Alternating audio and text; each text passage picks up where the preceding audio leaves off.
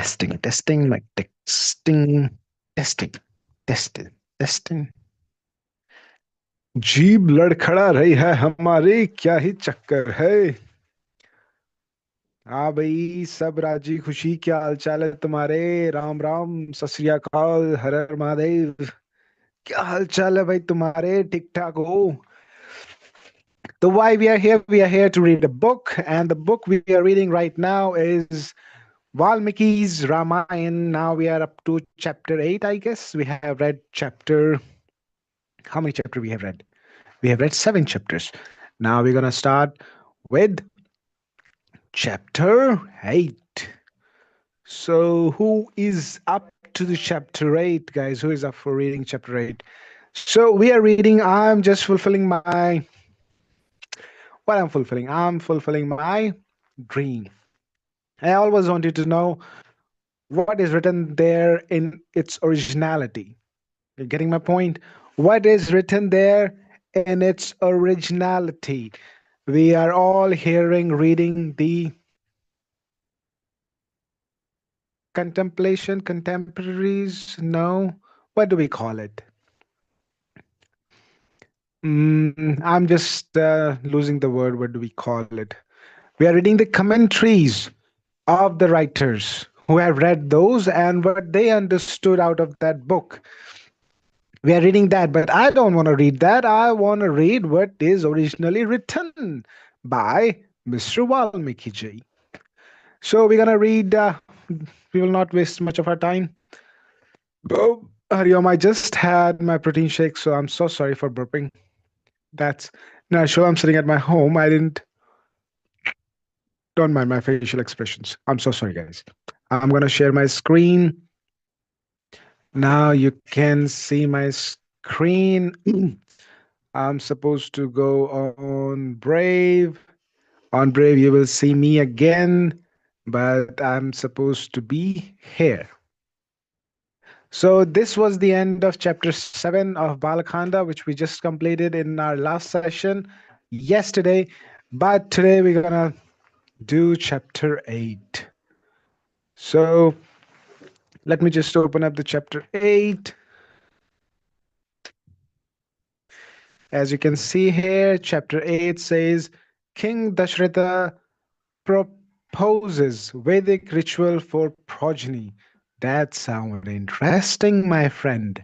Are you ready for it? Let's read. Bal Khand, the youthful majesties.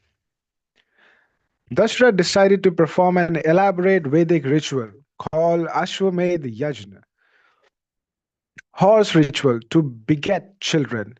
He being considered king in taking conscious of the courtiers, he discussed his aspect with the Vedic scholar and minister of his court beforehand.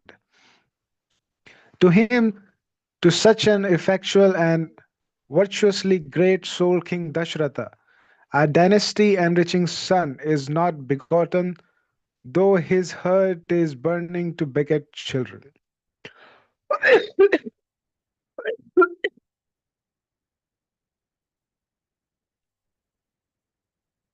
To that anguished great soul, a thought occurred this way: to beget son, why should not I perform a horse ritual and thus appease the god in order to beget worthy sons? The intellectual and a conscientious, conscientious king, having resolved with all of his great sagacious minister that such a Vedic ritual is performable, and then addressed best among ministers, namely Sumantra, fetch all my teachers and clerks quickly. Then Sumatra gone quickly, for he in quickness is a dauntless one, and fetched all the clerks like Sojanya, Vamadeva, Jabala, Kashyapa, and even sage Vashishta, and also other eminent Brahmins that are Vedic scholars. Then, on adoring them, virtuous King Dashratha spoke this impossible, impressible, impressible sentence that included justification and meaning. My mind is tumultuous without quietude, for I have no sons. For that reason, I wish perform Ashwamedh, Vedic horse ritual. This is my thinking. Therefore, I contemplate to perform that ritual as enshrined in the scriptures and as a right oriented one as well. Let this contemplation of mine be well thought of, and as to how my desire to beget son will be fulfilled. Then the Brahman scholar, along with sage Vashishta and all other important personalities, in their turn have blessed and honored him, saying that splendid is this idea, thus for that which is voiced by the king. All of them becoming happy have also said to King Dashratha, let the paraphernalia be provided and your ritual horse be released. O king, by all means you will beget sons as you desire, since you to whom an upright thinking has suggested itself. Let the ritual ground be arranged on the northern banks of river Sarayu. So said the scholars. Om Hari Om. Then King Dashratha is gladdened on hearing the saying of those Brahmins, and with happiness lurching on his eyes, the king spoke to the ministers. As advised by my Vedic teachers, let the paraphernalia be procured. On the northern bank of river Sarayu, the ritual ground be arranged. The ritual horse be released, monitored by capable warriors, along with religious teachers, so said the king. Let peace invocation be prevailing and prospering, as ordained in the scriptures and tradition. If it is possible for the correct performance to obtain result of this ritual, and if it is possible to conduct this ritual without any difficult fault during its performance, then all the king on earth would have performed it. Scholarly Brahman demons will be hunting for the fault alone in the course of this ritual. Should be should the procedure of this ritual be depraved of its set rules, the performer get ruined. Therefore, you all shall see as to how this ritual of mine be conducted and concluded procedurally, and all of you are evidently expert in conducting such rituals. Vedic Brahman are to be very cautious and vigilant while performing the ritual in order of ritual act, faultless rendering of the Vedic hymn, and other observant item of the Vedic canon. Should th- should they by overconfidence or by negligence commit any mistake or fault, they take rebirth as Brahma demon. After taking rebirth as a demon, they, with their inherent jealousy and ire, will always be hunting for such mistake in other ritual performance. If they cannot find one, they cause certain hindrance in that performance so that the performer may commit mistake and get ruined in the present lifespan and then take rebirth as Brahma demon. Hence, every Vedic ritual performer shall be vigilant. On listening the word of the king of all minister adored, and assured him, saying, it will be conducted faultlessly as has been conducted earlier. On hearing those words of the best king and what that is spoken earlier, then the virtue knowing Brahman scholars, hailing the best king, took leave on him and went away as they have come. Then, on sending of those Brahman scholars, the king spoke this way to the ministers. As advised by the Vedic scholar, this ritual shall be conducted procedurally. The tigerly king and highly intellectual Dashratha, on saying thus to his minister who are still in his audience, sent away those ministers also, and he entered his palace. And on approaching his wife, the best king, heartily dear ones, he said to them, I am performing a Vedic ritual for the reason of begetting sons, and you all shall enter a vow. On hearing those words of king, the lustrous contentious of the queens have become more gleaming like a blooming lotus after clearance of dew fall. This is the eighth chapter of Balakhanda of Valmiki Ramayan, the first epic poem of India. So we have completed chapter 8. Now let's move to chapter 9. Legend of sage Rishyasringa. Om Hari Om Hari Om. This is chapter 9, guys. Sumantra, the minister of King Dashratha, details the importance of sage Rishyasringa and beseeches the king to invite that sage to preside over the contemplated Vedic ritual, for that sage entry into any kingdom is auspicious for that land and people. Sumantra, the charioteer and one of the minister of King Dashratha, having heard all about the king's desire to perform a Vedic ritual, said this in confidence to king. O king, I will tell an early legend, an early legendary narration that I listen.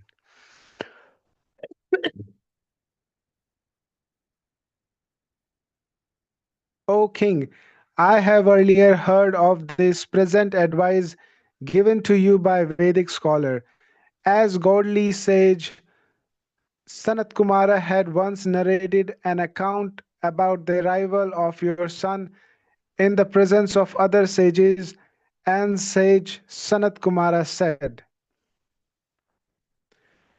he said that sage Kashyapa has a son known as Vibhandaka, and his son will be renowned sage Rishyashringa, and that sage Rishyashringa will grow up in a forest and will always be dwelling in forest.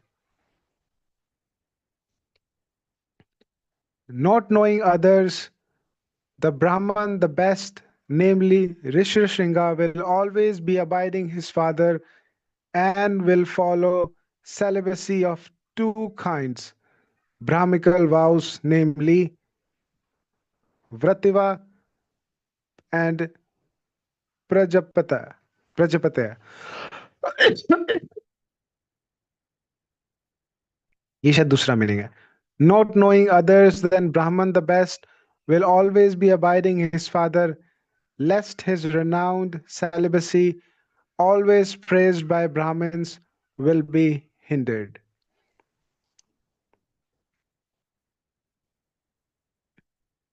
The word also means two kind of celibacy, ratitva prajapatyam, one as a bachelor and the other after marriage, voluntarily distancing away from his wife on certain forbidden days like full moon and new moon days during daytime eclipse and other astronomical occurrence, and some more. This kind of self-imposed celibacy is one of observing sustained family planning method. Instead of restoring to medicament, here this word is nearer to mean hindrance than to mean two-way celibacy as deciphered by some commentators.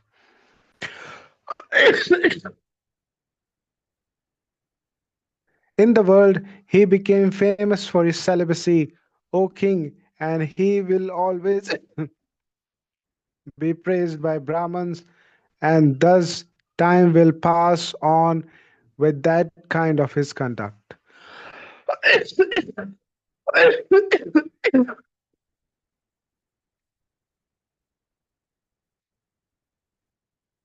Sage Rishyasingha loses no time with his servitorship to the sacrificial fire and also to his celebrated father.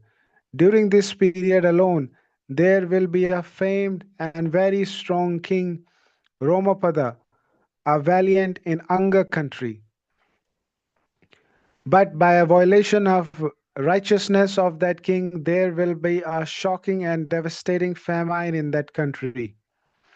While the famine is besetting that king, Romapada will be afflicted with grief, and on summoning Brahmins and learned scholar, he will address them. All of you are well versed in rituals and knowers of world history. Order me how the purification from sins will be. Thus said by the king, those scholarly Brahmins and Vedic scholar will say to the king, O king, son of sage Vibhandaka, namely Rishashringa, is to be fetched by all methods. O king, having bought sage Rihashasingha and honoring him well with good care, procedurally give him your daughter Santa in marriage to that Vedic Brahman and the son of sage Vibhandaka. On listening them, the king become thoughtful about the idea by which it is possible to bring that self-controlled sage to his place. Then the intellectual king decide, along with minister, to dispatch clergymen and minister, honoring them well, and then send them. They, on hearing king's word, were awestruck, and lowering their face, they will say, "We cannot go there as we are afraid of sage Vibhandaka, father of sage Rishishringa." After thinking over, they will say as a second thought and having found a solution with a plan to bring that sage, we will fetch that Brahman and also by that no stigma will occur. Thus, by the king of Anga kingdom and his courtesan, the son of sage Rishishringa will be brought, and the preceding deity of rain will shower rain, and Shanta will also be given in marriage to that sage. Sage Rishrishinga, son in law of Ramapada, king of Anga, as well as to you, if invited to our kingdom, he will bless you to beget son. O king, so said sage Sanat Kumara to other sages, and all this is retold by me. Thus the charioteer and the minister Sumantra completed his narration in confidence to King Dashratha. Sage Rishishinga is also a son-in-law to King Dashratha. Princess Shanta is in a distance relationship, is a daughter to King Dashratha in relation, and adopted daughter of Romapada, the king of Anga. Thus, Sumantra saying son-in-law also means Dashratha's son-in-law besides Romapada. Then King Dashratha is delighted and in turn spoke to Sumantra. By what idea Rishishinga is brought to Anga kingdom? That shall be said elaborately. This is the chapter 9. यार ये तो interesting सा हो गया नहीं? By what कैसे बुलाया था सेज ऋषिरिंगा को? तो ये तो इंटरेस्टिंग हो गया. चलो कोई नहीं, हम दो दो दो चैप्टर करके पढ़ रहे हैं.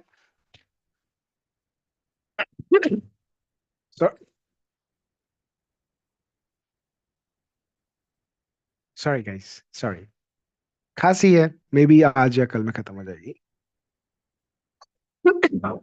ठीक है, no worries. We read two chapters today, chapter 8 and 9. It was good. It was getting interested. My voice, I'm less, my cough is getting less. I'm getting treated. But still, it was awesome, those two chapters, you know. मजा आया ना पढ़ के। Interesting हो गया था कहानी में, मतलब पता इंटरेस्टिंग आने लगता है कैसे उस सेज को बुलाया उन्होंने। अब उस राजा रोमा पता की कहानी पता चलेगी उसकी, उसने कैसे बुलाया था, लेकिन ये हम पढ़ेंगे कल। So I'll see you guys tomorrow, same time, maybe around the same time. Maybe I'll try with God's blessing. I'll see what I can do to help you out or help myself out in reading, continue reading this book, which is my favorite, to be very honest. So we'll continue this later time. See you guys. Tara, bye bye. Har Har Mahadev. Ram Ram sabko.